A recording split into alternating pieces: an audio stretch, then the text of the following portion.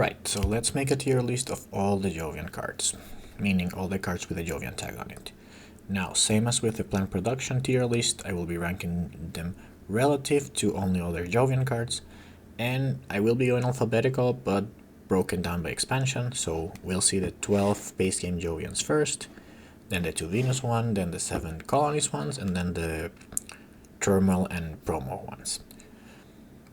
So let's go over the tiers. First of all, game breaking cards that will win you the game when you play them. The second tier is very solid on their own or game breaking when heavy Jovian. So basically, if you go for a lot of Jovians and you play this card, they can be game breaking, otherwise not so much, or they're very solid on their own. Often usable and usable, the middle tiers in a few scenarios. These are ones that are already not so good. 2+ multipliers, and the thing is, basically all the Jovians are playable, because if you have 4 multipliers, they'll give you at least 5 victory points, and that's gonna be worth it every time. So this is worth it if you have 2 or more multipliers, or maybe some other very specific scenario. And finally, unusable. Well, unusable, let's say unusable unless you have 4 Jovian multipliers or something like that. But generally that's going to be unusable. Okay, so let's begin. AMC. Now, so this card can be amazing, basically. If you and one of your opponents have Titanium production, you have to pick this in the draft, because it's a 12 mega credit swing, or in Titanium, so not mega credits. But if you both have 1 production, so basically 3 and 3, and you take it, you will have 6 and he will have 0. Otherwise, that opponent will have 6 and you will have 0. So it swings 12 in production, and that's just too good to ignore.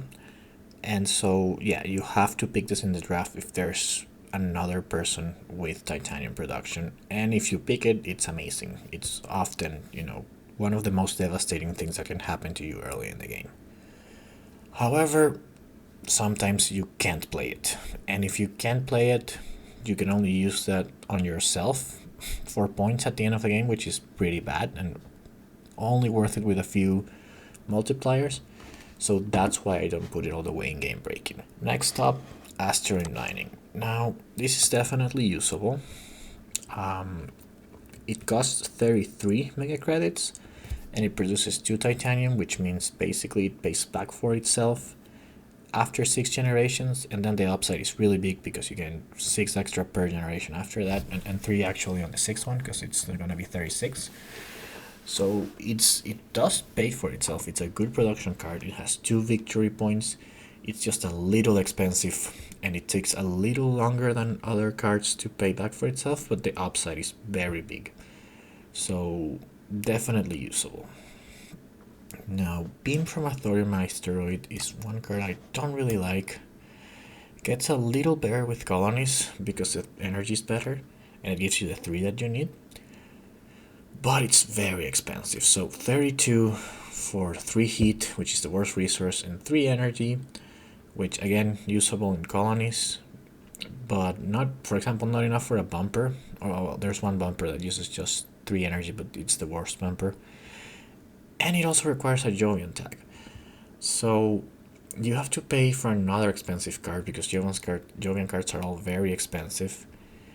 And yeah, it's just not worth the production early, and late is not really. It's only 1 VP. It's the only really expensive Jovian that doesn't give you at least 2 victory points, without counting the Jovian tag. So the 1 VP really is what makes this almost unplayable for me. But even with 2 multipliers, you'll be paying 35 for 3 victory points. So you still have to play it kind of early to take advantage of the production, because 12 per point is a really bad average. And this is sort of a theme with all of the base game Jovians, where they are both production cards and point cards, and you really only want to play production early, and you really want to play points late, so they all have a give and take. And it's really important to decide how much you want it for the production and how much for the points. In this case,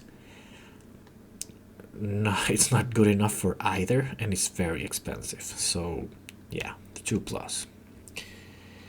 Another very expensive production card. So this one doesn't even pay back for itself because it costs 27 and it produces 3, meaning it pays back after 9 generations. So you should look at this as a point card. Now it's a point card that pays partially for itself, but never use this to build your economy because it basically won't pay back for itself like throughout the whole game. Most games last 10 generations, maybe 11. So if you go to 11 and play this in the first generation, this card makes you 3 MC, which is terrible because you could have used those 27 to do anything else that would, like an asteroid would cost less and give you more mega credits. So yeah, don't pay this for the production. If you have a bunch of like if you have 2 multipliers, then 27 for 4 victory points. That's almost 7 per victory point, which is nice. So yeah, when you're evaluating victory points, you want to be between 5 and 9, I think. With 5 being really good, anything under 5 being great, and anything past 9 being kind of expensive at that point. So that's sort of the metric that I use for the last generation. And yeah, this is definitely very expensive and only worth it for the points. Colonizer training camp, on the other hand, I'm gonna say it's usable, and actually, because it's a straight up points card, but you can't play it that late because it has a 5% maximum oxygen requirement. But it's actually very cheap. It's the cheapest Jovian in the base game, and I think, yeah, it's the cheapest Jovian overall, except for Diaspora Movement. And it's a little weird because it's not a space tag, it's a building tag, but that building tag is actually not bad if you're going for builder in the base game. Otherwise, a little more disconnected from the overall Jovian theme, so you're probably producing more titanium than steel, which could make it a little harder to pay, but it's 5.5 per victory point, which is great. Even though you have to pay for it early, it's not so bad. And then if you have 3 victory points, then it's like 3 2/3 for each, 3 2/3 for each victory point, which is great. So yeah, I really like this card. I often don't get to play it because, you know, if sometimes 5% can be late, usually before mid game, I find, but close to mid game, so Gen 4 maybe. But yeah, definitely usable. Okay, up next, Ganymede Colony, and this is the first multiplier. So yeah, multipliers are basically all very good when you have a lot of Jovians. They're gonna give you 1 point per other Jovian tag, or per Jovian tag including itself. So but yeah, if you go heavy Jovian, that can leave you 5 or 6 victory points, which for 23, it's an insanely good ratio. So yeah, definitely playable, and all the multipliers are really the reason that you go Jovian, because it's just what like rounds up all the synergy. So yeah, very solid. It's not gonna be game breaking. I will save that for something like Aya Mining. So Aya Mining Industries, it's also a multiplier, but it does have an insane production value. So it basically produces 8 when you add up titanium and mega credits, which for a card that costs 44 will pay back in 6 generations. But the upside after that is amazing. You'll get, for the last 3 or 4 generations, you're gonna get 24 to 32 mega credits. So that's great. Just from one card, that's great. And then there is an issue with Aya Mining, and that is that you want to play it as early as possible, and when you play it, then it just shouts to everyone else, I'm gonna go Jovian, I already have a multiplier, so people will immediately start blocking all the Jovians. So that's one disadvantage. That with something with Ganymede Colony, you can actually wait until the end of the game, or because it also places a city card, and it's the cheapest multiplier, you can actually use this to steal mayor sometimes. I do that more often than you'd think, but yeah, just the production that IO gives is insane. Of course, the point ratio is better for Ganymede Colony, but yeah, it'll give the same amount of points exactly, and it'll give you the production. It's just you're paying for that basically. Now, Methane from Titan, it'll go right above Beam. And these are my two least favorite Jovians. I can go back and forth between which one I like more and less, but the thing is I find that they're not at all aligned with the Jovian strategy. You don't want to terraform when you're going Jovian. You really mostly just want to delay the game and get all your points from the points in victory points in cards. And so plants and heat are not resources you really want. The energy can be useful for other things, but most of that, a lot of those things, like you don't want an oxygen bumper anyway. You just want some power hungry cards, maybe some cities or electric catapult, and this is too expensive to fuel that. Like I explained, it also requires a Jovian tag, so it's too expensive cards. The reason I give the edge to Methane from Titan is the victory point. So it gives 1 more victory points, it's 4 cheaper with 2 multipliers. That costs 31, which is almost 8 per point, so that's pretty decent actually. But beyond that, yeah, it doesn't do much else, and I rarely play this for the production, just the victory points. Now, Miranda Resort is one of my favorite Jovian production cards, and that's because, yeah, if you have something like 3 Earth tags, which is not rare when you're going for an engine game, it pays back in 5 generations. And if you think of something like Acquired Company, it'll give you the same production for 2 less, but this one has a victory point and a Jovian tag, and you can pay it with Titanium. Now, the Earth tag has its own advantages, but I think the Jovian tag is better, and the victory point is definitely worth the 2 extra. And you can play this as early as Acquired Company, obviously, but still, you can also play it a bit later, or you can play it with 4 or 5 Earth tags, and then it pays back really quickly, and it has an even bigger upside. This is great to play right after Cartel, for example. And your Mega Great Income will be amazing for the rest of the game. So this is one of the few Jovians that I find you can play early as a production card, and well, it also has the victory point on the Jovian card. Okay, Terraforming Ganymede, in my opinion, is the best Jovian card. That's gonna be it for the game-breaking ones. And Terraforming Ganymede, it's great because it can give you 2 more points. It multiplies your Jovian tags just like the other ones. It gives you a terraforming rating instead of points, and then it gives you 2 more points. So it's often gonna be it is the Jovian card that's gonna give you more points in the whole game. It can give you so much that I use it sometimes to flip the Benefactor award. Even though people, like more experienced players, if you're going Jovian, will be watching for it and won't claim it unless it's really safe, but you can easily get something like 8 terraforming rating with these, and maybe with the help of a couple other cards, you actually flip the award. And the other thing is that you always play this last, okay? Never think that you can play this for the income you get for a terraforming rating. The points are what makes it great. I have seen people, jump to a fast Jovian start. Maybe they're starting systems. They get one of the Jovian preludes. They play one of the Vesta Shipyard or Miranda Resort, and then they play these for the income. And that's never do that. Even if it's decent income at that point, you always wanna just play it for as many points as possible, and so it's the last Jovian you play. I see so many games where the person I'm playing with just asks, or I ask them, if you have Terraforming Ganymede, the game is yours. It's basically the decider. So yeah, Terraforming Ganymede is amazing, and because you played last, you're also not shouting to everyone that you're going Jovian, like you do with IO. So yeah, the best Jovian card in my opinion. Okay, Vesta Shipyard. So I like to compare this to Asteroid Mining because it's sort of the baby version of Asteroid Mining. It costs a little more than half when you consider the 3 mega credits to buy the card, and gives you half the production, half the points. So it pays back in 6 generations, just like Asteroid Mining. But the upside after that would be much less, and it's going to give you one less victory point.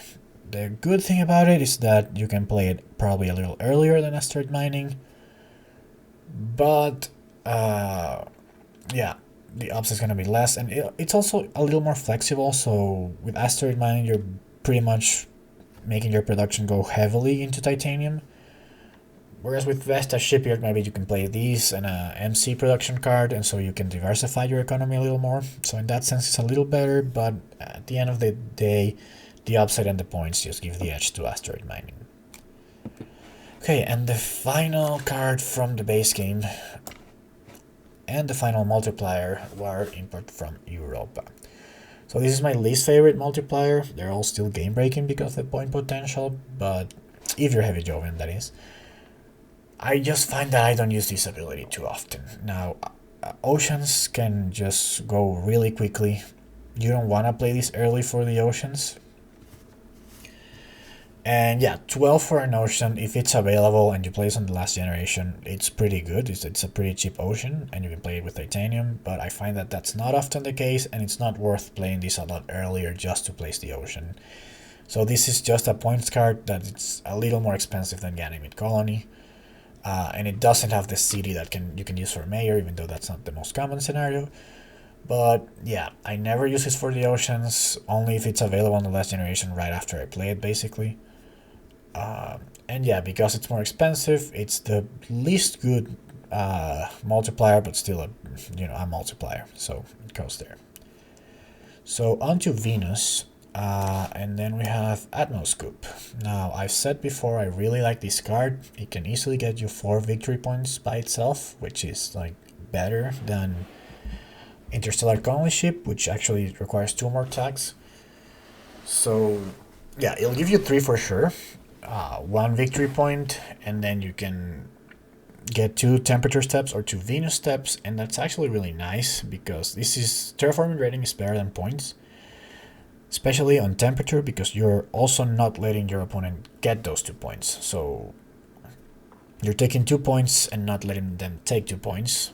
And the same goes for Venus if there's someone else on Venus. If there's no one else on Venus, then this is just 2 points plus the possible income bonus, which is not going to be much because you want to play this near the end. But it's also really nice that it's ore. So first of all, you can decide whether to rush the game by hitting the temperature track or not rush it by hitting Venus. And then it also gives you some control over the bonuses on each track. So that's the ocean on the temperature track and the card or the terraforming rating on the Venus track, which are all very good bonuses. The heat, obviously, don't worry about that. It'll probably be gone by the time you play this. And then the 2 floaters can easily get you the 4th point. We're going to see some cards that can actually do that.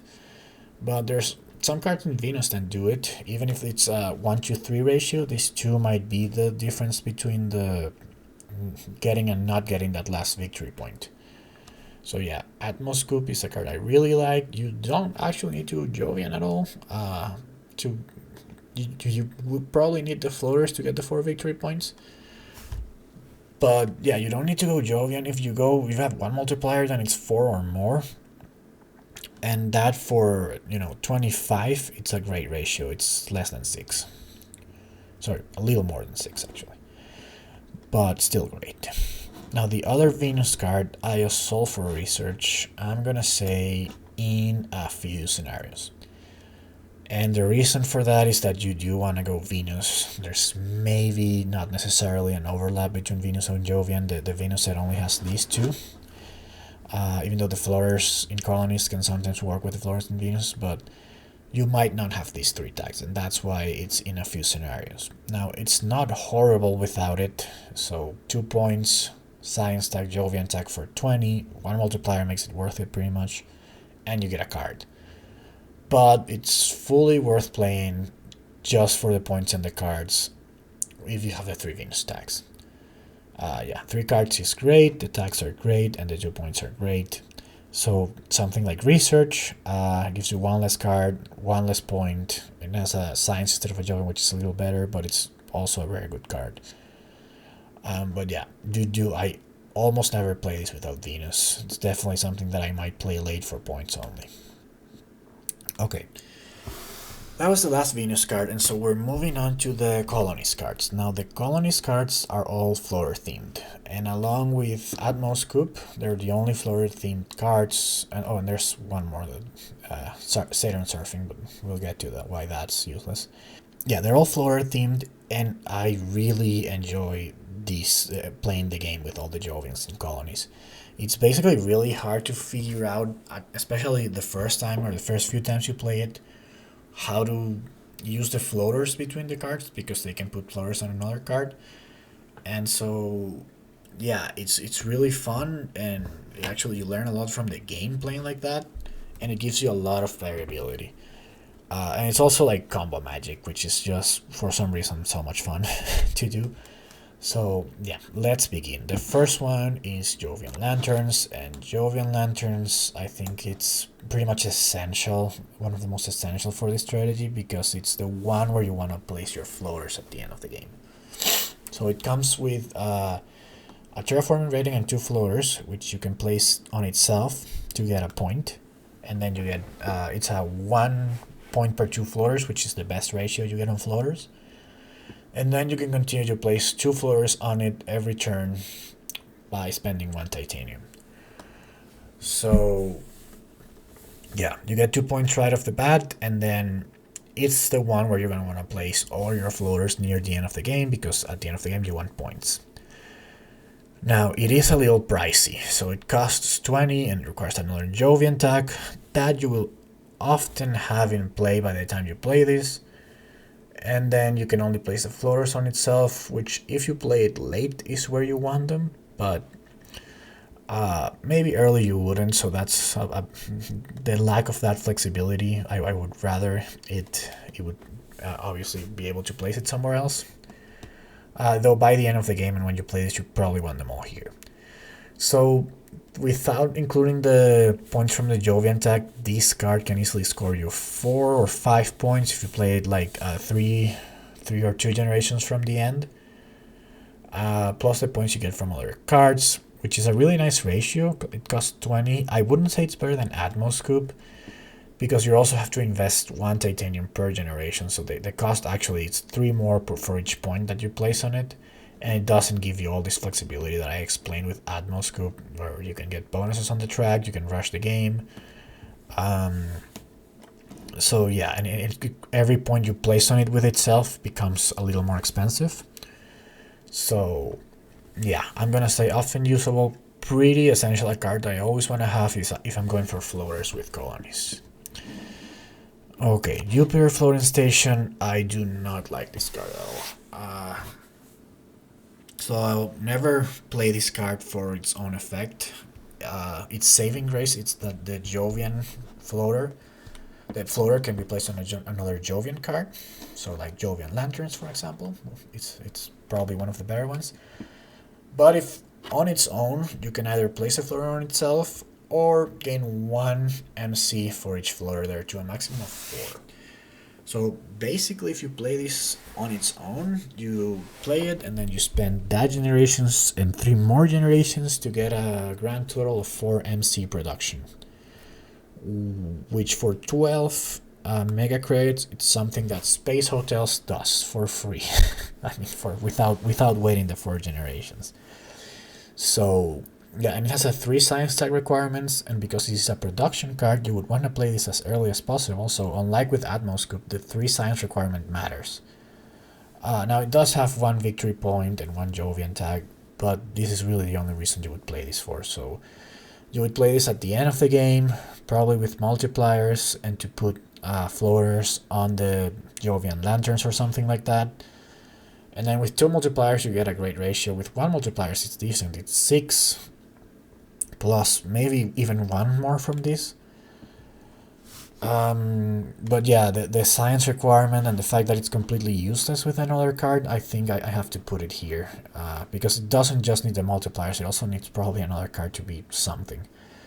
So yeah, don't like this card, never play it for itself, only play it if you have a bunch of multipliers, or something to do with a floater like Jovian Lanterns. Okay, methane from Titan, and this one is the best ways to compare it with Atmoscoop. So they both come with 1 victory point. Sorry, it's nitrogen from Titan, not methane. And it gives you 3 more, it costs 3 more MC. Also gives you 2 floaters. Now the 2 floaters on Atmoscoop can also be placed on another card, like a Venus card. So that's strictly better, even though maybe not very relevant, than the 2 floaters on nitrogen, because you have to place those on a Jovian card. And then this one gives you 2 TR, which you might think is the same that what Atmoscoop gives you, but Atmoscoop gives you something much better, because first of all, like I said, these are terraforming rating that your opponent can get after you get them, the 2 temperatures, and the same might go for Venus. And it also lets you rush the game if you want. It has the ore if you don't want to rush the game, and it gives you control on the tracks, which help you with the bonuses on the tracks. So yeah, the 2 temperature or 2 Venus are basically strictly better than 2 terraforming rating. 2 terraforming rating doesn't take points from anyone, unlike the 2 temperature. And the one thing that nitrogen from Titan does better is it has no requirements, but like I said, you won't have a lot of problems coming up with 3 science stacks by the end of the game with Atmoscoop. So yeah, this is just slightly better than nitrogen from Titan. A lot of games they're just gonna give you 4 victory points and it won't really matter, but Atmoscoop can often get you an extra one with an ocean or a card or a terraforming rating, takes points from your opponents, and if you have a Venus card and you don't have something like Jovian Lanterns, you'll find it easy to use the floaters. Still both very solid. 3 or 4 victory points on themselves for 25 or 22 is very good, and no requirements on this one. So okay, now Red Spot Observatory. Now that's another one of the cards that I would consider somewhat essential, or maybe not as essential, but very good for the Colonies floater Jovian strategy. And this one gets you cards, so basically you can only place floaters on itself, and then you can remove them to draw a card. So it draws you a card for free every other turn after you play it, but it also comes with two cards and 2 VPs for 17, which is really nice. The other really nice thing about this one is this is one of the Jovian floater cards that you want to play as early as possible, which means they're one of the better ones to activate the Titan Colony if it's in game. And if the Titan Colony is in game, then this will probably draw you a card every turn. The 2 victory points are actually kind of high for 17 for a Jovian card. Usually the ones under 20 don't give you 2 unless they do nothing else. And then it also has a science and a Jovian tag. Now there's one big problem, and that's the 3 science tag requirement, which, just like Jupiter floating station, because you want to play this early, it can be a problem. So yeah, it can be a little tricky to play, but definitely one of the cards where you want your floaters early. And it activates Titan, and it also comes with 2 cards and 2 victory points. So yeah, pretty good. I always try to get this when I'm going for Colonies and Jovian. Titan Air Scraping. I don't like this card. And the easiest way to evaluate this one is to compare it to Jovian Lanterns. So they both essentially give you 2 victory points, because Jovian Lanterns places the 2 on itself or does something maybe better, although rarely. And then the TR is a victory point and an income, so it's slightly better than a victory point. But then Jovian Lanterns gets you a victory point per turn with its ability, and Titan Air Scraping gets you 1 every other turn with its ability. So that's where Jovian Lanterns is significantly better. The other issue is that if you have Titan on the board, you can actually just dump a bunch of floaters on Jovian Lanterns. I think Titan goes up to 4 or 5 if it gets high. Whereas with Titan Air Scraping, you're still capped by generations, because if you dump 5 on the last generation, you still only get 1 point, because you can only remove and gain a terraforming rating once per generation. So yeah, this is like a really bad alternative to Jovian Lanterns, basically. And you're not gonna want to place more than 2 per turn, because if you place 2 per turn, you remove them. That's it. That's you. At most, you're gonna get 1 victory point per turn with this card. Even though it's a terraforming rating, which gives you some income, but that's almost negligible. So yeah, Jovian Lanterns 1,000 times better than Titan Air Scraping. I guess the other thing is it has a requirement, but you're probably playing this after another Jovian card. So like I said, it's not a big deal. Okay, Jupiter Floating Station. Sorry, Jupiter Floating Launch Pad. And this one was the hardest card to rate for me of all the Jovians. I used to not like this card at all. Then I really liked it, and then I landed a little lower. And basically what it does is it lets you trade for floaters. So you can place a floater on it or another card, and then use a floater to trade. It does come with 2 floaters, which you can place directly on it or another card. So if you place it on itself, then you basically get to trade twice for free, which means you paid 21 for 2 trades, 2 turns of trading, and then you trade for free every other turn. So this is not great. If you analyze it, you can trade for 9 mega credits, and that's the worst way to trade of the 3 ways to trade. And this one's trading for 10.5, but then it trades free for every other turn after that. But when you compare it with something like Giant Space Mirror, you pay 1 less and you trade free forever, because it gives you 3 energy unless you get tapped. And so if Giant Space Mirror is in the draft with this card in Colonies, yeah, I take Giant Space Mirror. The thing is, when you're playing with Colonies, energy cards become just this thing everyone wants. So Giant Space Mirror is not going to make it past the first round of the draft. And the same goes for any other efficient energy production card. So Titan Floating Launchpad actually works as an alternative that really only benefits the Jovian player for after that. After those first 2 trades. So if you're not going Jovian, you're never going to pick it, and so you might end up with this card more easily if you don't have the energy. And then the other very nice thing is that it's the other card, in my opinion, that's very good for activating Titan. And unlike Red Spot Observatory, it doesn't have the science type requirement. So you can play this Gen 1 if you want. Might not be the best play, but you don't want to trade on Gen 1 that often, I find.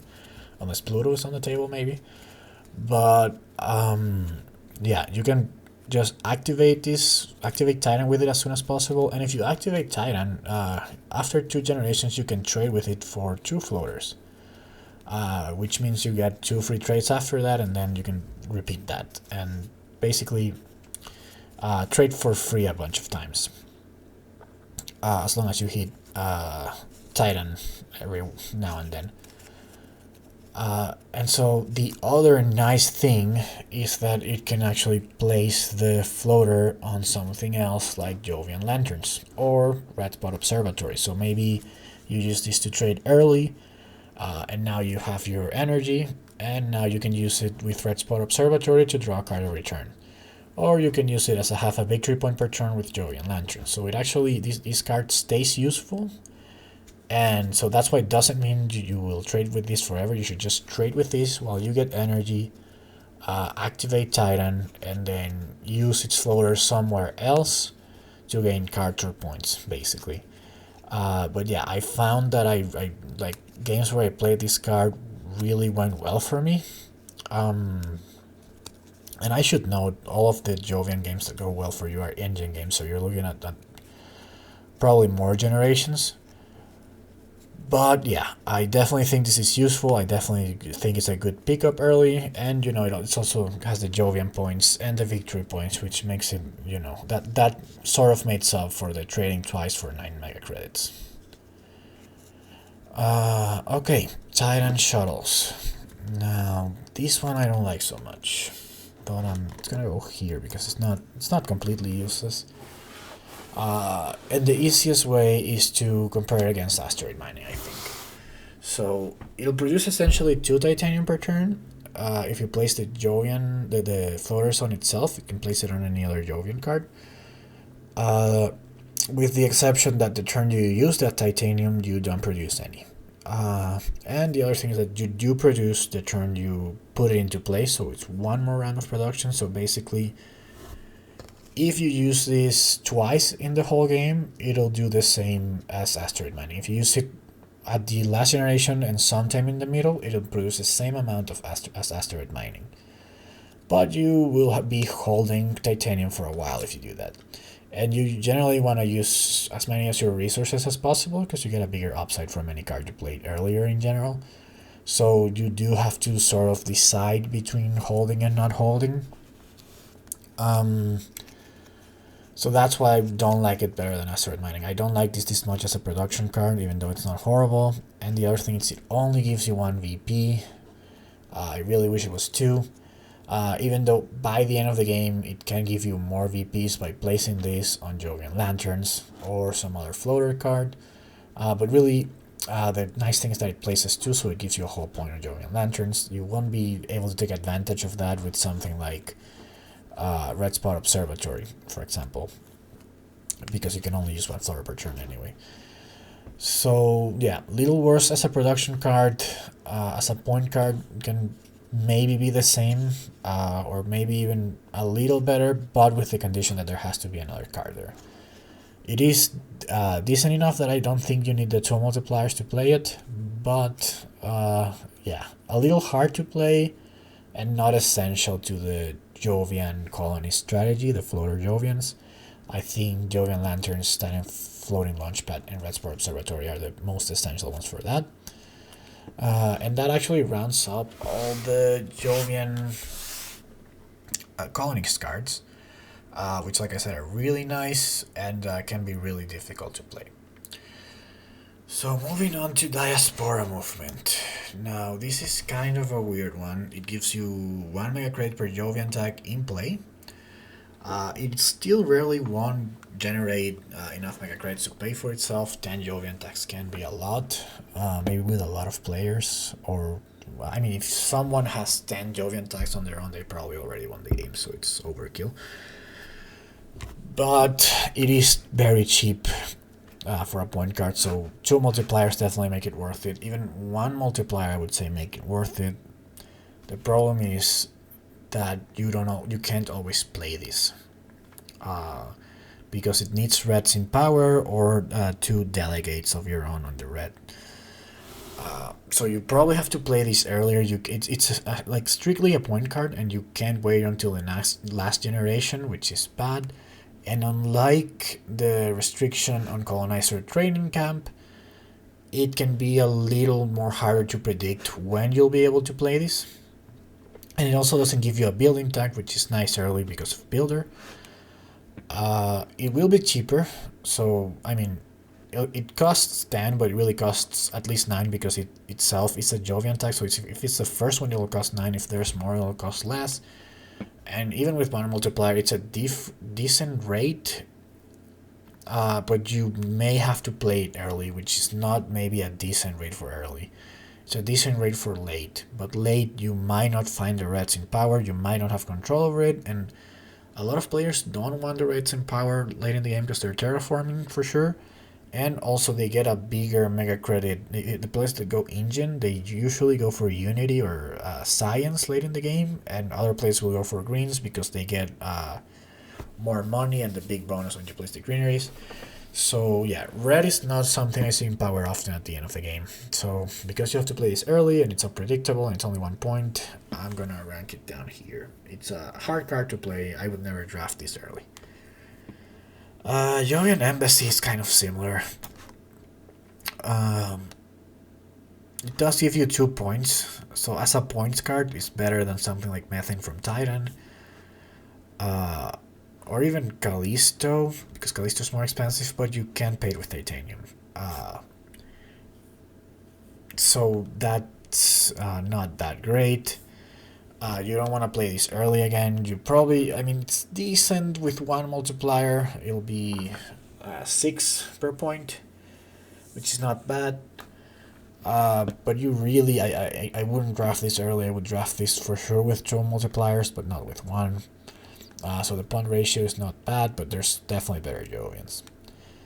And finally, unusable, the only unusable card is going to be Saturn Surfing. So what Saturn Surfing does is it essentially places a floater on itself for each Earth tag you have, including itself, so you at least one Earth tag you have, to a maximum of 5. Well, it places any number of floaters, but then you can remove a floater to gain 1 per floater, 1 MC per floater to a maximum of 5. So this is really bad. So imagine you play this with 4 other Earth tags. So you get 5 floaters, and so that turn you get 5, the next turn you get 4, 3, 2, and then 1. And that basically nets you 15 MC, and you paid 16 for the card.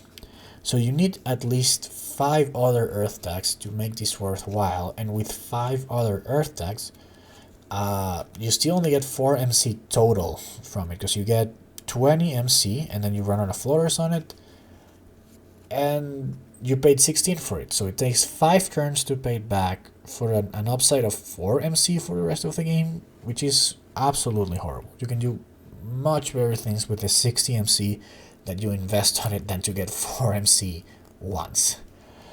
So maybe with like 6 other Earth tags or 7 other Earth tags, it actually gets you a decent amount of mega credits. But yeah, I mean, compare that to something like, what would Miranda Resort get you for that? Miranda Resort gets you 6 MC for the rest of the game if you have that, which pays back in 2.5 generations and then gives you a huge upside for the rest of the game. Or even like Cartel, even though Cartel doesn't have a victory point.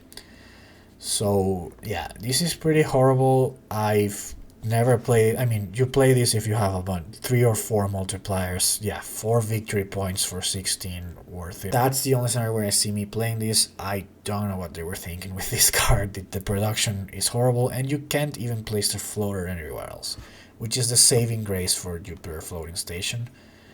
And that it's a little cheaper. So yeah, well, that's it. That's the whole tier list. I hope you enjoyed it. Yeah, definitely comment about your thoughts. I especially want to hear about these 3: Jovian Lanterns, Red Observatory, and Titanm Floating Launchpad. I think they're kind of hard to figure out as cards. So yeah, let me know. Leave your comments, like, subscribe, share, whatever. See you next time. Bye.